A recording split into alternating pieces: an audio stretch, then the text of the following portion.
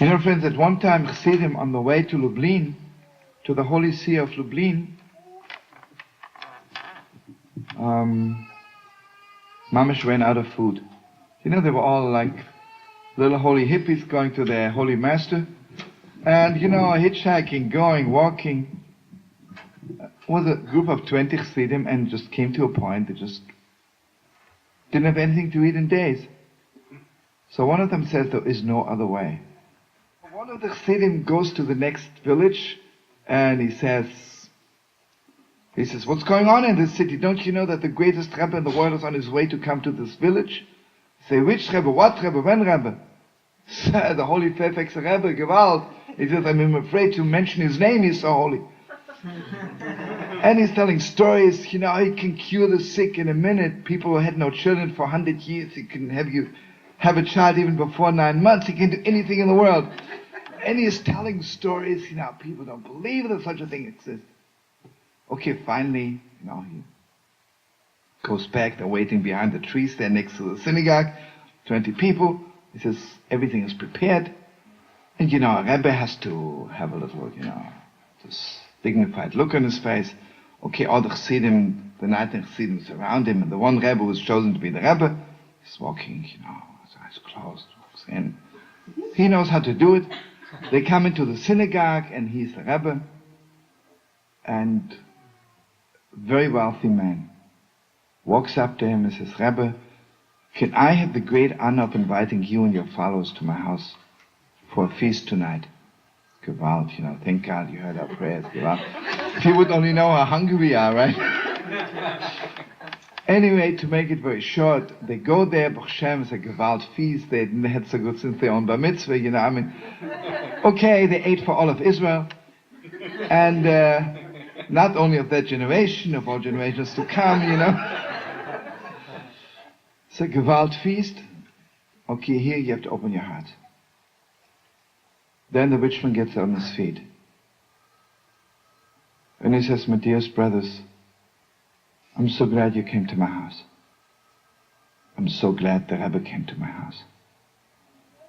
Because I want you to know, it should never happen to anyone.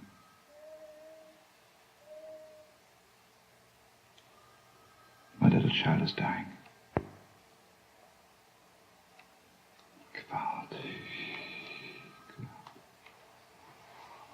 The doctor says to me, just till tomorrow morning. And he says, Rebbe, I'm so glad you came. You're a messenger of God to cure my child. Gewalt. You can't fool around. Can't fool people.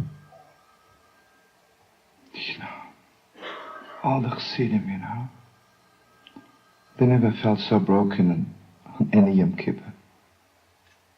Gewalt, what we did to this poor man. He had no right to do this. Who needs food, right? Who wants to eat? Ah, they're so broken. And the Rebbe is always white like a sheet. Gewalt, what am I going to do now? And he says to the rich man, sure, you know, let me see the baby. Anyway, he walks with the rich man and he sees there's a little girl, 3-4 years old. The doctor wasn't lying. She's taking off in a few hours. She's at the end. He says to the father, please, let me be alone with this baby for an hour.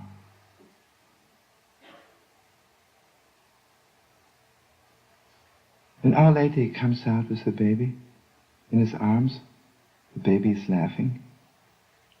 The baby is well. Mamash. The baby is well. He was a Rebbe. He really was a Rebbe. Gewalt was a Rebbe. You see, all the pupils of Sir Lublin think they were just going there to see how the Rebbe eats chicken soup on Friday night, right? They learned something. Right? But anyway, obviously he was a Rebbe. The rich man thanks them so much and gives them gifts and everything. We go to the outskirts of the city. And the Holy Ropshitzer, who was like the leader of the whole group, it was basically his idea to someone should be a Rebbe. He stops and he says, okay, brother, what's going on with you? If you really are a Rebbe, if you have reached the level that you can perform such miracles, why are you holding back? Why don't you tell us? And obviously you know how to do it. And again, if you can't do it, how did you do it now? Something is wrong there. And we demand to have a straight answer. And again, you have to open your heart the deepest way.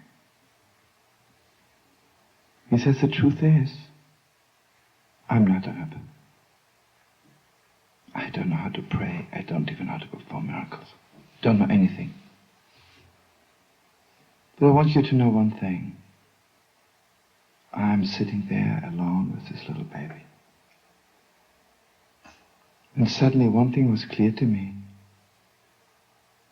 He's not looking for a Rebbe. He's not looking for miracles. The father's simply begging God, please have compassion on my baby.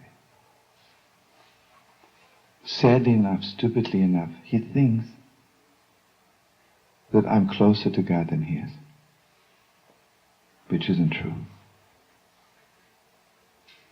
He says, I remember that passage. There's a passage in the Psalms. It says,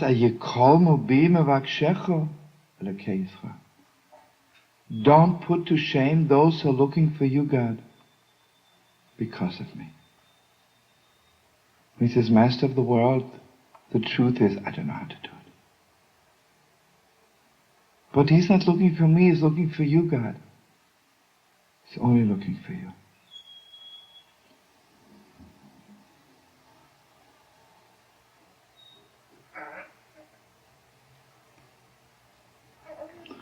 You know, obviously it is very, very obvious in our generation. Everybody is looking for something, running here, running there, but what we are really looking for, just one little message from God. We are looking for one sign from God. We're looking for one sign from heaven that we amount to something. I don't want to be a number. I don't want to be one more Jew, one more human being, one more walking around machine. I want to know, Rebbeinu Shalom, Master of the world, do I count by you?